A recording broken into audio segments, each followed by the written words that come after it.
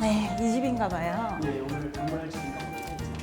안녕하세요. 가정방문 왔습니다. 범죄심리학자 숙명여대 박지선 교수, 경기북부경찰청 학대예방경찰관 심현규 경위.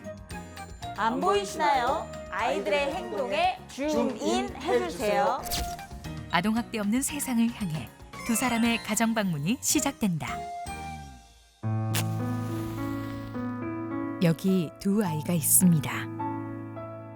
엄마의 가출 후 친아빠의 폭행과 학대를 당했던 7살 민지.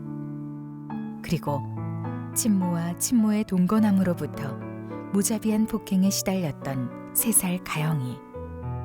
그러나 두 아이의 운명은 달랐습니다. 지금 민지는 끔찍한 학대를 벗어나 경찰관을 꿈꾸는 소녀가 되었지만 가영이는 끝내 우리 곁에 돌아오지 못했습니다. 이 아이들의 운명을 가른 것은 무엇이었을까요?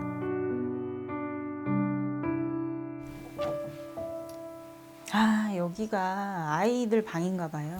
예, 그런 것 같습니다. 저희가 가정방문이라는 컨셉으로 지금 가정 공간 안에 들어와 있는데요. 예. 겉으로 보기에는 너무나도 편안하고 안락해 보이는 공간인데 학대받는 아이에게는 매일매일 너무나 고통의 현장이었을 것 같습니다. 네, 이렇게 평범해 보이는 안방이지만 사실 이런 현장도 아동 학대가 발생할 수 있다는 거잖아요. 사실 아동학대의 80%는 가정 내에서 발생하고요. 가해자의 또 80%는 양육 당사자인 부모입니다.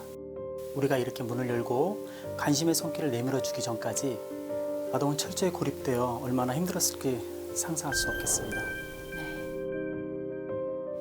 저희가 또 다른 공간으로 한번 이동해 볼까요? 예, 알겠습니다.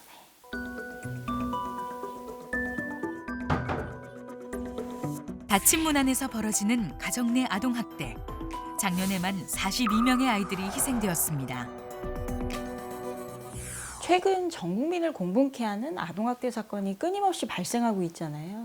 그 천안에는 9살 남자아이가 계모의 학대로 여행용 가방 안에서 숨진 사건을 비롯해서 올해 3월에는 8살 아이가 친모와 동거남에 의해 무자비하게 폭행당해서 희생된 사건 등 믿기 힘든 뉴스들을 계속 접하고 있습니다.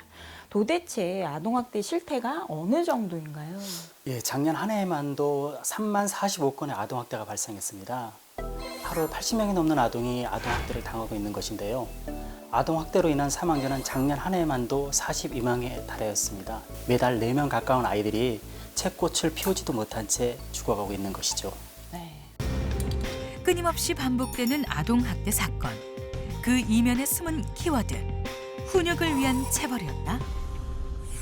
도대체 왜 이런 끔찍한 아동학대가 계속 벌어지는지를 보면 공통의 키워드가 있습니다. 바로 체벌을 훈육이라고 동일시하는 잘못된 인식 때문인데요. 처음에는 가벼운 체벌로 시작했다가도 이것이 한 번, 두 번 반복되면서 폭력의 상승 효과 때문에 점점 더 극악한 학대로 이어지는 경우가 많습니다. 네, 맞습니다. 실제 현장에서 학대 행위자인 부모들이 가장 많이 하는 변명이 아이를 가르치려고 그랬다, 사랑해서 잘 되라고 그랬다고 그렇게 말씀들 하십니다.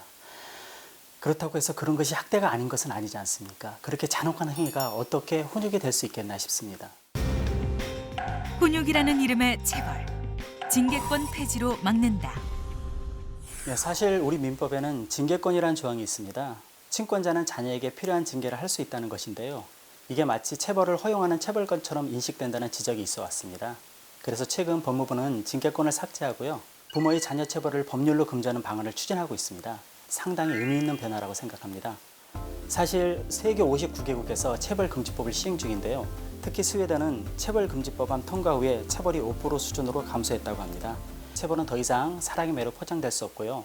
훈육을 위장한 학대라는 인식이 더욱 확산되길 바랍니다. 아동학대의 범주에 대해서도 정확한 인식이 필요할 것 같은데요. 단지 신체적으로 때리는 것만이 학대냐? 아니거든요. 언어적인 폭력이나 수치심을 주는 등의 정서적인 폭력, 성적인 학대, 아이에게 필요한 의식주를 제대로 제공하지 않거나 병원에 데려가지 않는 방임행위, 이 모든 것들이 아동학대에 포함됩니다. 더불어 우리 사회에는 여전히 가정 내 체벌에 대해서 관대한 인식이 존재합니다. 하지만 아이는 훈육과 통제의 대상이 아니라 권리의 주체이자 양육과 사랑의 대상이기 때문에 이런 인식의 전환이 이루어져야 하지 않을까 생각합니다. 재학대로 이어지는 악순환의 고리. 그 이면에 숨은 키워드는 부모님과 살고 싶어요.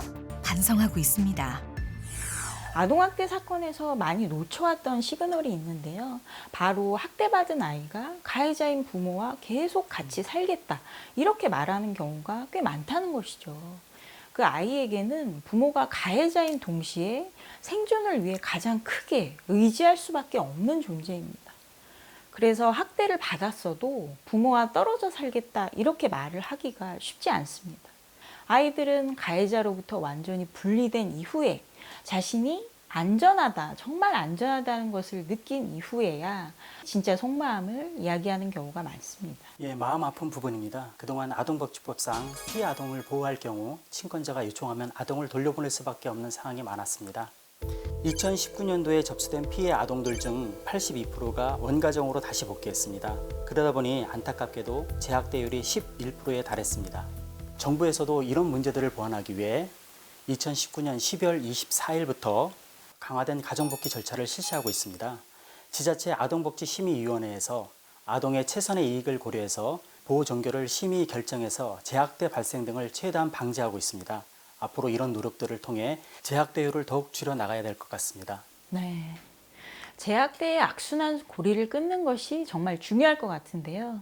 더불어 아동학대 근절을 위해 정부에서 그간의 문제들을 개선하는 종합적인 보완책이 마련됐다고 들었는데 어떤 내용인가요?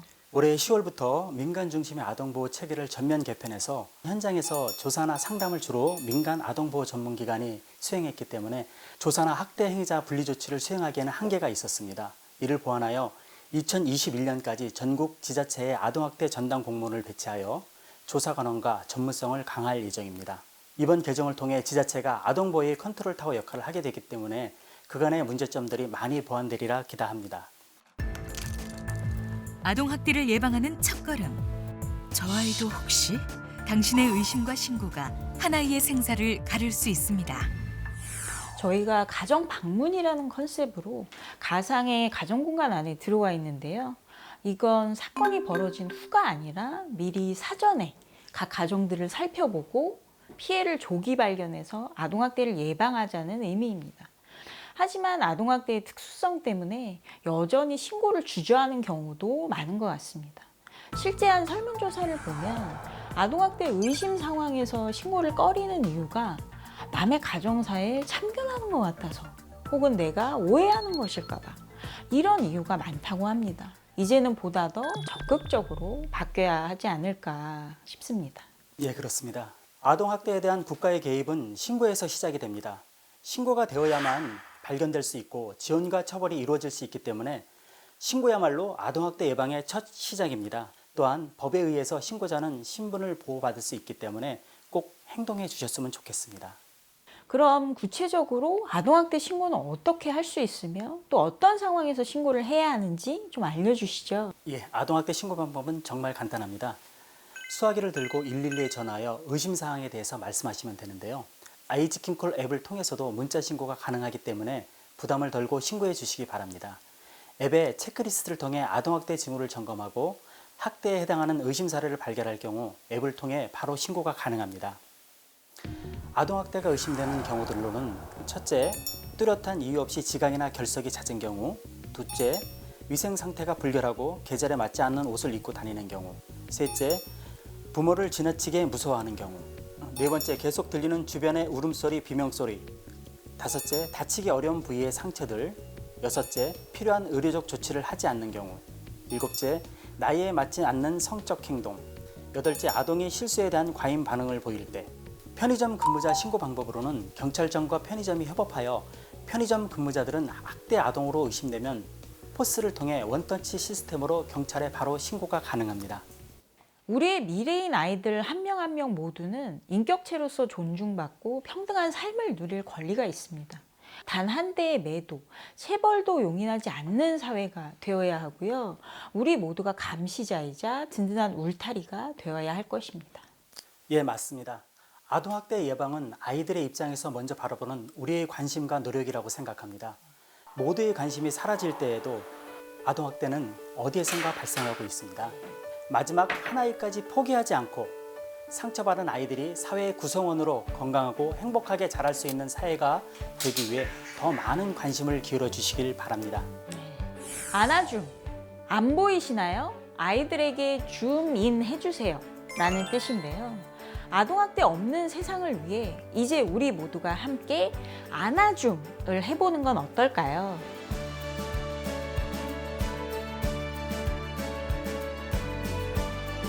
여러분의 무관심도 학대입니다. 우리의 관심이 한 생명을 살립니다.